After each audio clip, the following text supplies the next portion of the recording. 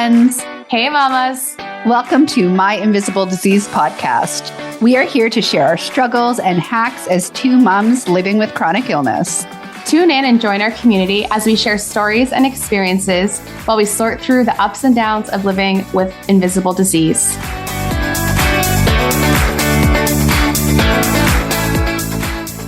How is everything with you? Let's do it like a little catch up. We have an interview today that's going to be really interesting.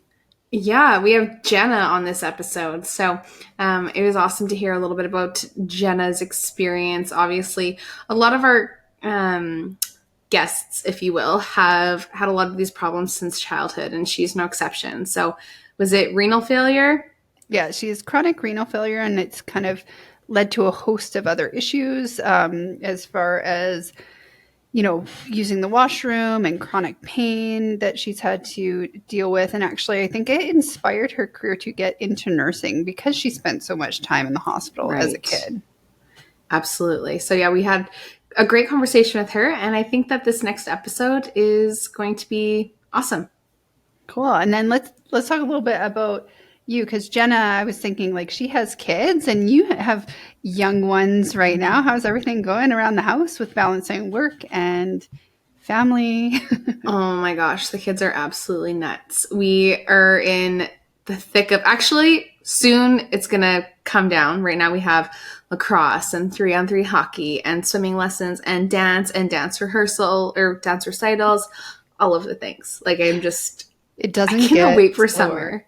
Can it be summer soon? Yeah. But yeah, they're running me ragged. But things are really looking up with work. Like, I'm busy, so that's good. And my energy is good, so I'm able to maintain a little bit of momentum here. So yeah, actually, guess what?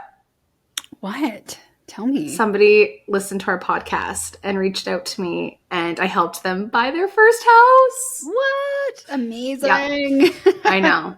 Well, I didn't think anybody listened to us, but apparently they are. Well, I think, you know what, for anyone that is listening, thank you, because that just makes my heart glow. And I know there's a lot of us out there that are, you know, like women dealing with this shit and that are looking for community and kind of learning and indulging a little bit in other people's struggles, because it really lets us feel like we're not alone. So no, we're not invisible. I mean, we're can't not see invisible. Anybody. That should be our tagline. We are not invisible. We can't see anybody who's listening, but I mean, they're there. I have proof. I have receipts. Yeah, awesome. What about you? Yeah, I know in summer coming up, like, what's this summer going to look like compared to last? That's an interesting. It's been like a year. Okay, so truthfully, I did already verbalize that this was going to be the best summer ever. But last time I said that, it went extremely downhill very quickly. So hopefully this is going to be the best summer ever. Okay, I'll be crossing my fingers for you, but I'm sure it will happen. You can also never predict anything. So even if your health is kind of holding steady, you never know what's. Well, I have to go get some blood work done, and then I have a CT scan tonight, actually. Oh, which I'm going to bring my children to. I mean, not a great idea, but we're a package deal, so yeah. It is what it is. Awesome. iPads. Well, listen up, guys, because here is Jenna. Yes, Jenna. Enjoy. Okay, perfect. Okay, so you guys know each other. Like, you have some mutual friends and whatnot. Yeah, we met years ago through Bree and Evan, through mutual friends. Yeah, cool. Well, I don't really know anything about you, so why don't you tell me why you were drawn to be on the podcast? I guess because, like Jenny, I will also face organ transplant one day. I've known that since I was a kid, and I just Which organ do you plan on upgrading? Kidneys. Okay. Yeah, so I have chronic renal failure. It's congenital, so I was actually born with it. I'm just a huge advocate for people donating, and I don't know if you're aware, but in BC, families have actually been able to fight a person's decision to donate their organs. Like, you know how they say it on the license, on your driver's license, and there's been families in the past that have actually fought it, and the judges ruled in the family's favor because that loved one is no longer there to voice what they want done with their bodies. So for me, I've actually spent a lot of years just on my own, really advocating for that and educating people. Like, it's so important to have those advance directives in place because those are legal documents, right? And you can put those things in there for organ transplant. And it's so important. I mean, so luckily, you can actually put that in like your will. Is that what you're saying? So an advance directive is a little bit different than a will. It actually directs your care when you are no longer, like when you're incapacitated, right?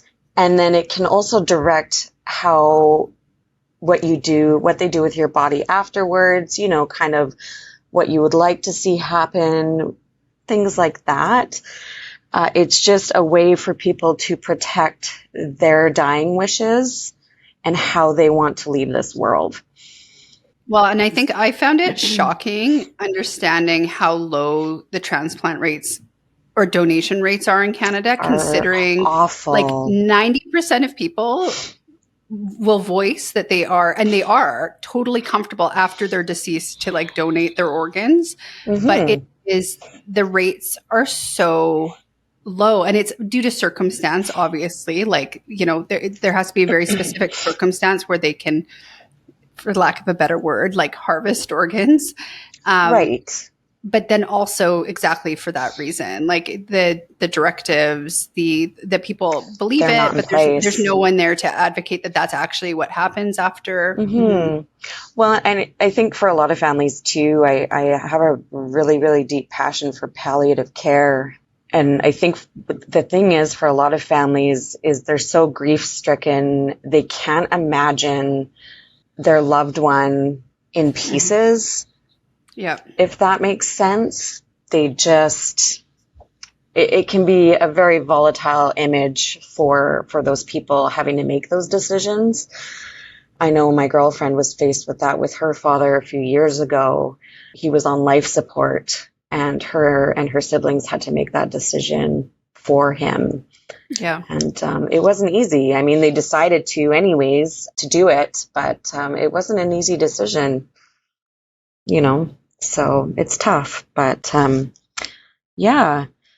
I wish that there was like a default that it's like, okay, after you die, like neck down, it's fair game. It goes automatically unless you decide to opt out. Like you should Nova have Scotia has that. I believe there's a few provinces that have in the last few years moved to that. There is. Yeah. And there's countries in the world that have done that as well. Because right now in Canada, it's 15.5 donors per million. So that's like a 0.0000015%. Yeah, and I don't know. I don't know if you've done the research on wait lists for liver, but I know for kidneys, you can be on dialysis anywhere from 10 to 20 years waiting for an organ, you know. I mean, fortunately for me, I come from very, very large families.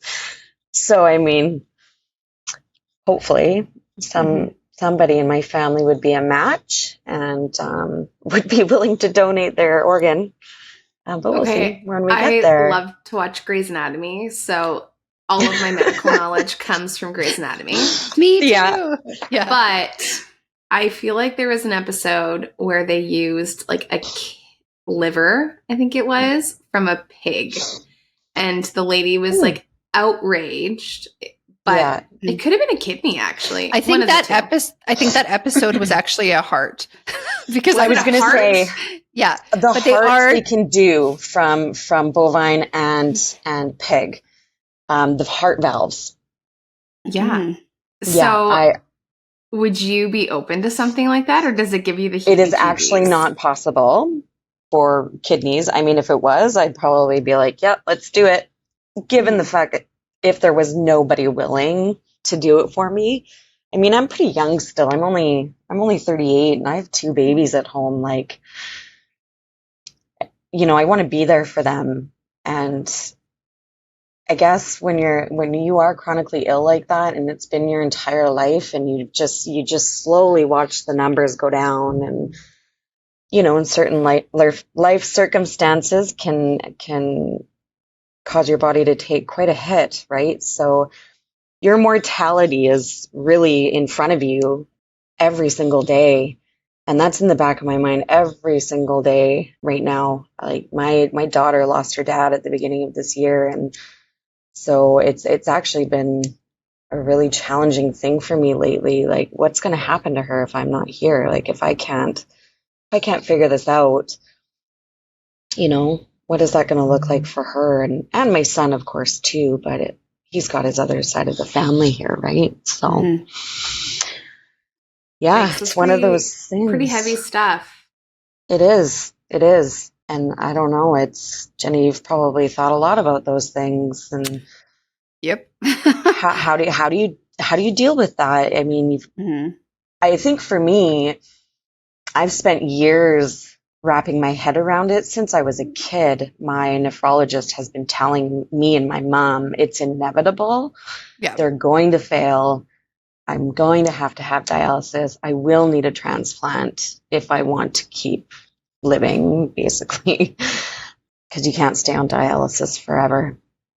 Well, and I think like the process of just because I've gone through the liver transplant assessment twice now, but Wow. the hard part about it really emotionally for me was working with the social worker and exactly like those directives and them saying, okay, like we take you into this, there is no other option. If this fails during surgery, like there is no dialysis for liver. Like, so it's kind of No, we've had to map out my what you want. and life without me. And Yeah. for having two young enough kids, like it's terrifying. And it's, it really throws you into that emotional Roller spiral. coaster. It's Absolutely. like Because grieving. mhm, It's grieving for your family before they that's even have to deal exactly, with that yeah. concept of living without you and physically having to do it, right?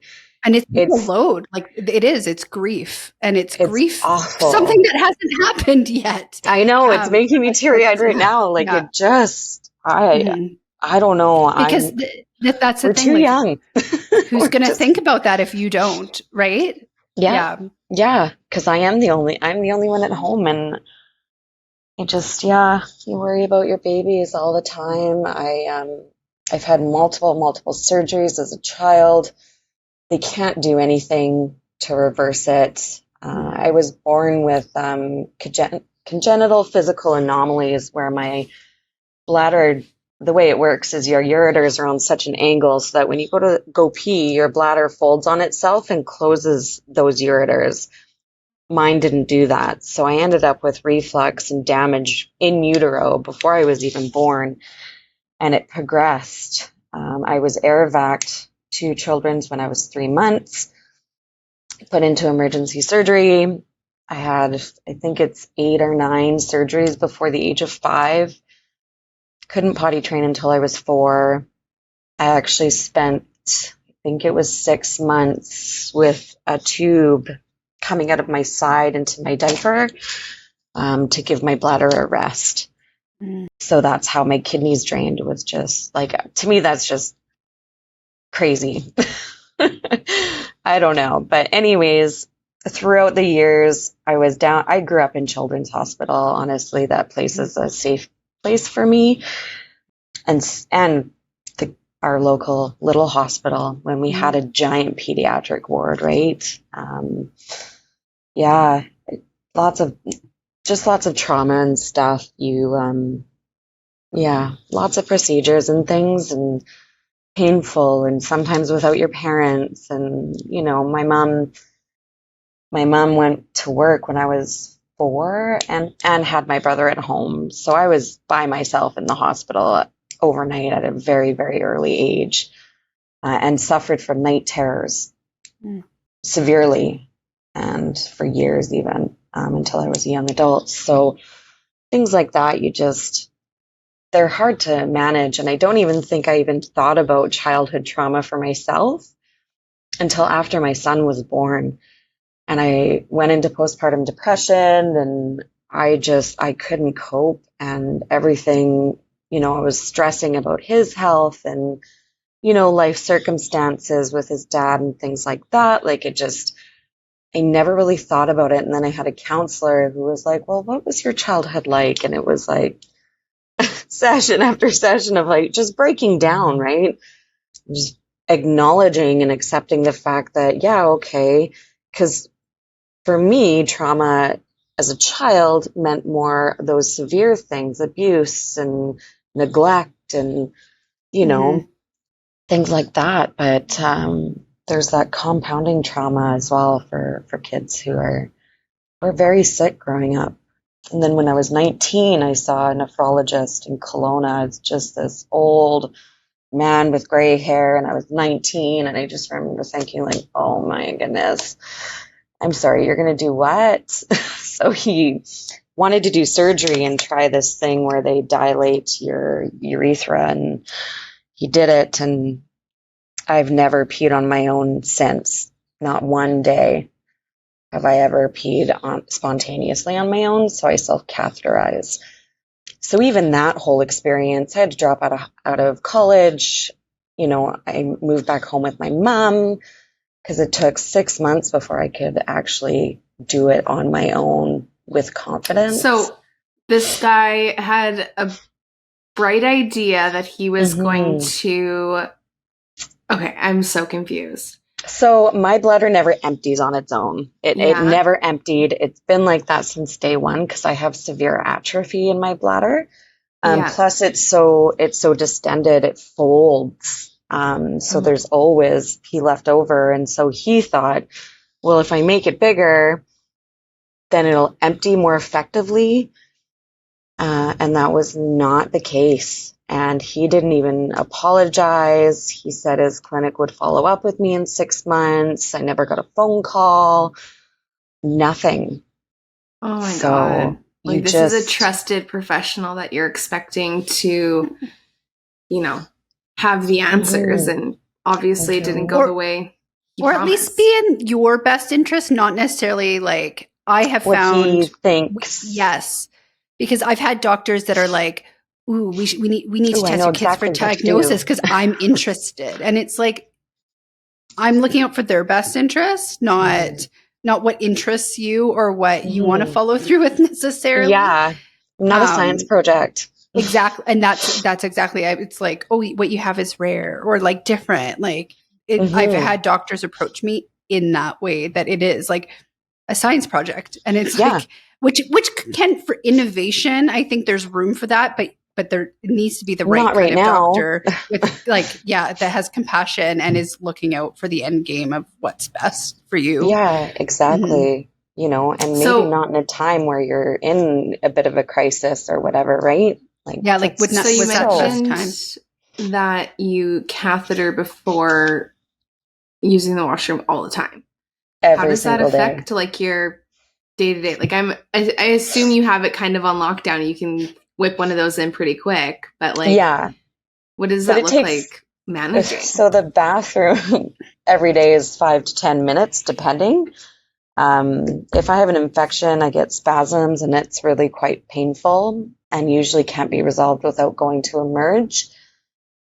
It's time consuming. It's embarrassing. For a lot of years, I was really embarrassed by it, especially in public washrooms. Just everywhere, you go camping, you can't not think about it. You go, on the boat for a day, what are you supposed to do? I can't just go pee in the water like everybody else. Like that's just not how it works. So it really limits what I do. And there have been times where we've gone out of town and I have forgotten my entire supply. So now I've got to go to the local emergency department. Yeah. And explain everything to them. And then they want to admit me. And because same thing, they're interested, like, oh, why is that? It's like, no. I just need to pee. Can you please help me? I just want to go pee. Like I'm on vacation with my family. I am not here for an ultrasound or whatever it is you want to do. Yeah. I'm just trying to disconnect for a while. And Yeah. I know recently, this is a totally different issue, but recently you were able to get, like, just recently, there's been funding for your supplies, Mhm. which you were paying out of pocket previous, Yeah. which So is if you don't have insane. benefits through work, which I didn't for a few years because I was off with Evander, you pay for those out of pocket. And one box is $49.98. And how long does that last? 3 to 5 days, depending if I'm fighting an infection or not. Oh my God. So every day I use like 8 catheters, and that cost me, it's like $1.30 something per catheter because there's 30 in a box, so it's like over $20 a day just to just to go pee. Just to pee. Yeah. Yeah, because you can't reuse them, right? Because if you reuse them, which I was doing when I was home with my daughter, it is risky. It's unsafe. You're just basically giving infection every single opportunity, right? Mm-hmm. So I'm sick a lot. I'm still sick. I'm actually fighting an infection right now. Yeah. Everything makes me sick. It's annoying and painful, and yeah. But yeah, that cost it's costly.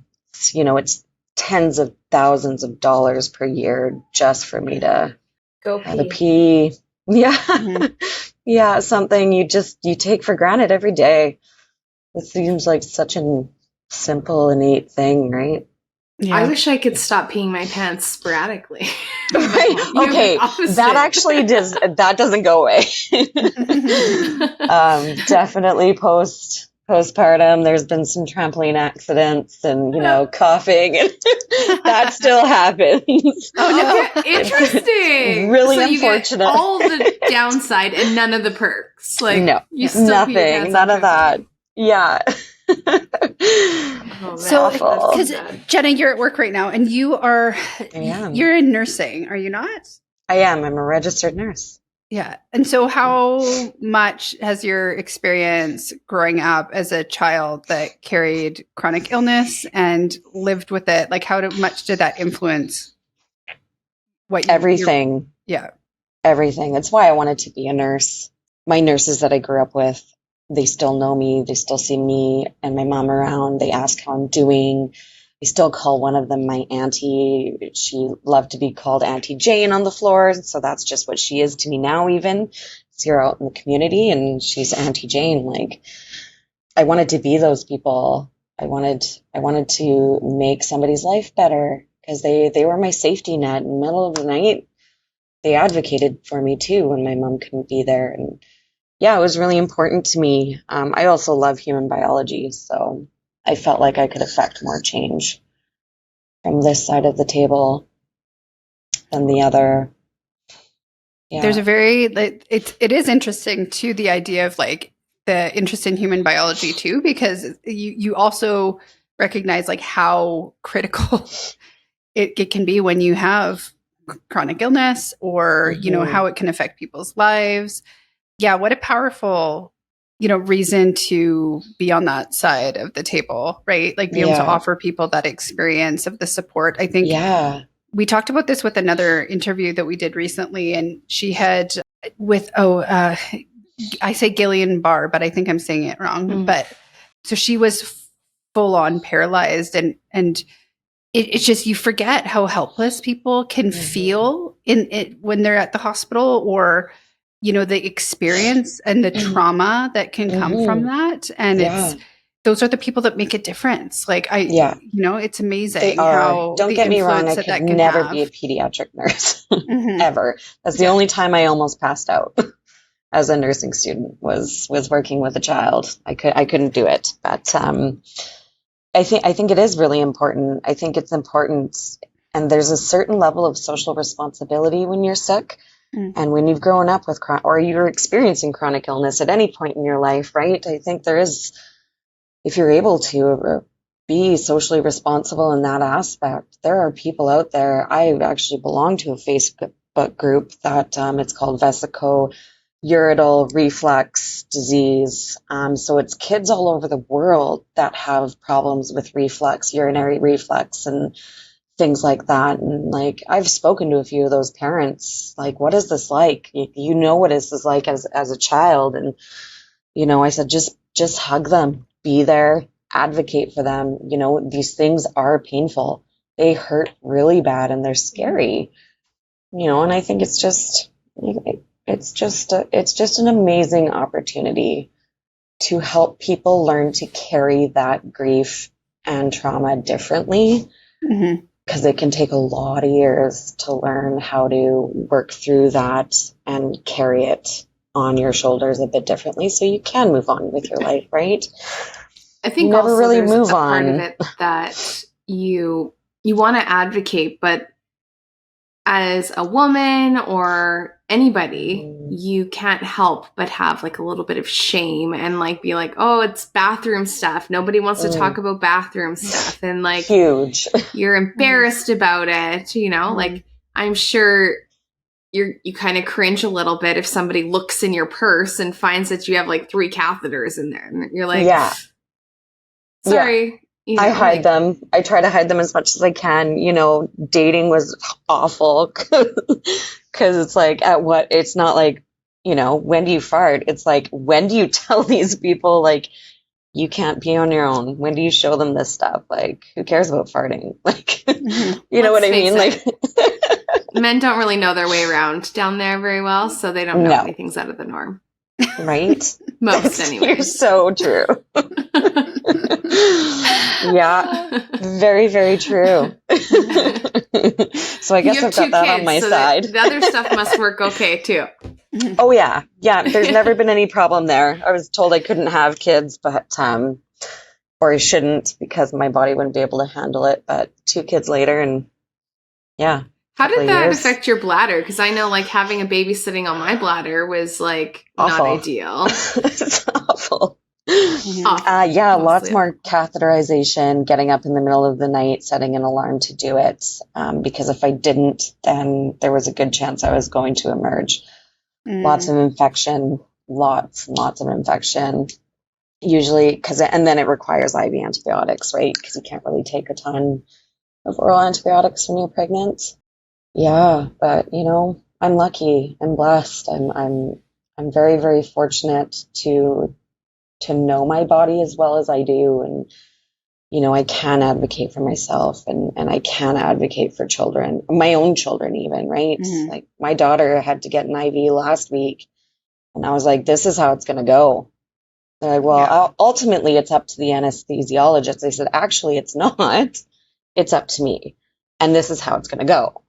And they're like, "Oh, okay," like, because it is painful, and I don't care how old you are. And she's just little, and that trauma, it hardwires even at such a young age. So yeah, I think they were a little bit shocked because I was pretty making waves, pretty firm. Yeah, very, very firm. But I think though, having adults that live with chronic illness that were obviously children living with chronic illness, it is so important to make those waves, because you understand. And I think even for maybe another nurse that hasn't had that experience, they can give everything they have towards it. Yeah.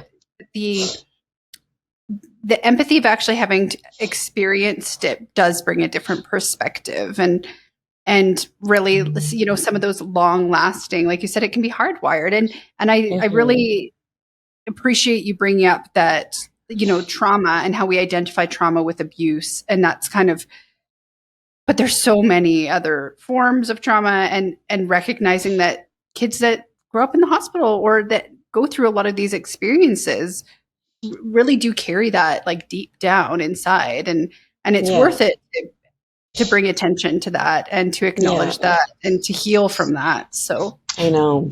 Okay, so we play this game. Have you ever heard of Marry, Fuck, Kill? I actually haven't until I listened to the first podcast. Okay. So marry would be something that is your tried and true for self-care. So it could be a product, a practice, kind of anything like that. Right. cheat is like your guilty pleasure, and kill is something that you're just over. So what would you say is your Mary? My Mary. That's a good one. Music, for sure. I'm going to have to go with music. It's okay. Yeah. I like that. What's your favorite artist? Like, what's your jam these days? Actually, don't laugh, but classical and jazz, especially if I'm having a bad day or a tough day and I need to like focus and just take a step back. Jazz is one of my favorites. I have a lot of good playlists on Spotify. My grandpa played music too, so I actually have recordings of him playing music that I'll listen to. So cool. Yeah. Yeah. Okay. But as for favorite artist, I got nothing. What is your cheat? What is your guilty pleasure? It might be wine and sugar. Sugars. Yeah, totally. Definitely sugar. I love chocolate. Oh, and chips. Can I have more than one? There you go. And kill, something that you're just over. You're done. Masks, hand sanitizer, all the things, PPE, all of that. I get that for sure. Yeah. Yeah, I'm actually super glad I spent most of my time through the pandemic at home. Yeah. Yeah. So. No, I mean, awesome. and I experienced that as a patient, like hating to. Isn't it awful? And then, but actually, everybody comes in like you're super contagious, diseased, sick person. Yeah. Meanwhile, they're hating life and sweating bullets under there, and it's awful. Yeah. Yeah. No, I can't imagine that being the work environment, especially in a stressful work environment that is a lot, carries a heavy load. So yeah, it does. Yeah. Awesome. And then Jenna, if you had to, if there's someone listening that is either a parent of someone or experiences a similar diagnosis to you, like what would be kind of your last piece of advice, or kind of what would you say to that person? Take it one step at a time, and really, truly try to find joy in every single day that you have, and reach out. Mm-hmm. There's support groups on Facebook for this, and I think finding somebody who has it that you can support, or they can support you, is really important. But definitely one day at a time. Awesome. Well, thank you so much for coming on. It was great to hear about your story. Yeah, it was great to meet you, Cassie. And yeah. Nice to see you again, Jenna. Yeah, you too, Jenny. Thank you guys so much. Awesome. Well, enjoy the rest of your day. Yeah. Yes, I will. It's going to be a long one, but it'll be good. Okay, bye. Bye.